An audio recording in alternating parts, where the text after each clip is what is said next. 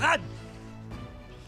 Kala mo ba, makakatakas kayo dito sa ginagawa niyo sa amin? Nagkakamali kayo. Sigurado akong makukulong ka. Siguro malungkot yung buhay mo, no? Wala nagmamahal sa'yo. Wala naghihintay sa'yo. Diyan ka nagkakamali. May naghihintay sa akin. Sino naman pipili sa isang kriminal na kagaya mo?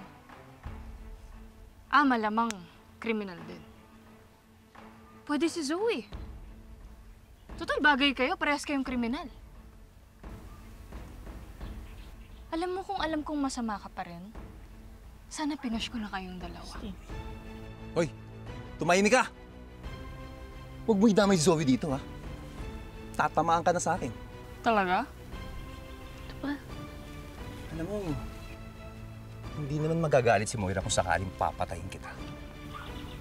Kaya mag-goodbye world ka na. Ano?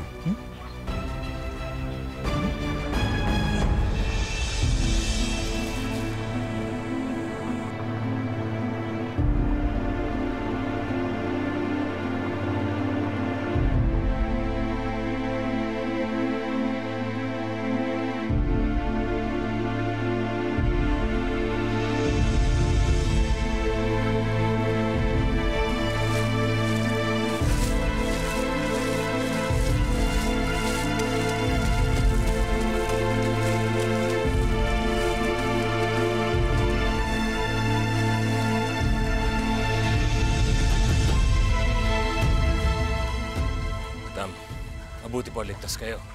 Mabuti nakatakas kayo mula sa yating sumabog. Kala ko namatay na kayo eh.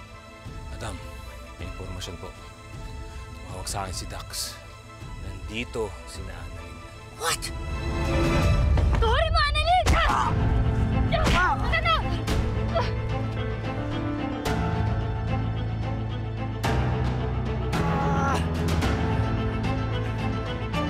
Bakit bumalik kayo dito?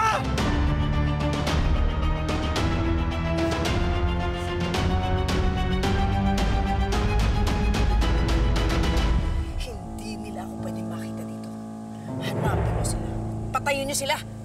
Huwag po kayong mag-alala. Hindi makakaligtas yung dalawang bubwit. Kaya ka naman nagyayabang ka na naman. Siguraduhin mo hindi ka papalpak. Sige na! Rana!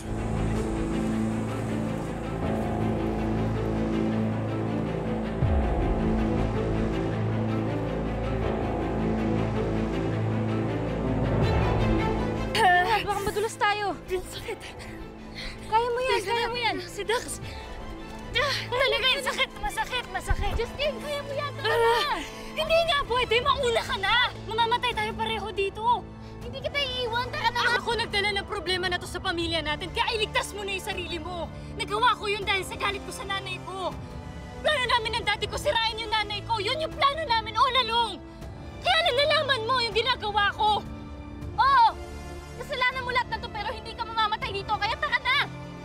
Tara na, Justine! Annalyn! Bitawan mo nga ako! Huli ka ngayon!